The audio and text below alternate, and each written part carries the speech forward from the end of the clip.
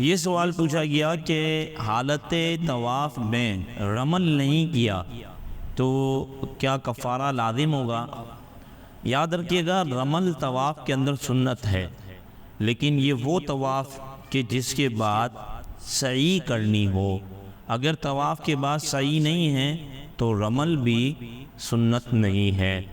اور رمل کا مطلب تو یہ ہوتا ہے کہ طواف کے پہلے 3 چکروں میں تیز تیز قدم چلنا اور اکڑ کے تھوڑا سا چلنا، تو یہ رمل کہلاتا ہے، اور رمل جو ہے سنت ہے۔ اگر کسی نے ترک کر دیا تو اب جو ہے وہ طواف اس کا ہو جائے گا، طواف میں کوئی حرج نہیں ہے، البتہ یہ کہ خلاف سنت عمل ہوگا۔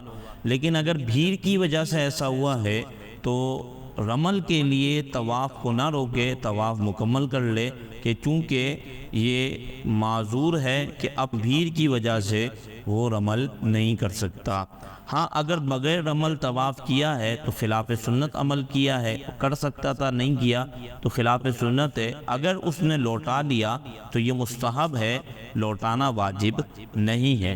اس سلسلے میں یہ مسئلہ بھی ذہن نشین رہنا چاہیے کہ رمل جو ہے وہ مرد حضرات ہی کریں گے، عورتیں رمل نہیں کریں گی۔ اور یہ مسئلہ بھی جو بیان کر دیا گیا کہ رمل کے اندر تیز تیز قدم چلنا ہے، اس کے اندر کسی دوسرے کو تکلیف بھی نہیں دینی۔ اگر آپ کے تیز چلنے کی وجہ سے کسی دوسرے کو تکلیف ہوتی ہے تو آپ جو ہے وہ خانہ کعبہ سے دور ہو جائیں اور پھر رمل کر لیں، تو یہ بھی آپ جو ہے وہ کر سکتے ہیں۔ کہیں ایسا نہیں کہ خانہ کعبہ سے قربت کی وجہ سے رمل کرنے لگیں تو کسی کو تکلیف ہو، تو کسی کو تکلیف بھی نہیں دینی اور اس طریقے سے سنت پہ عمل کرنا ہے۔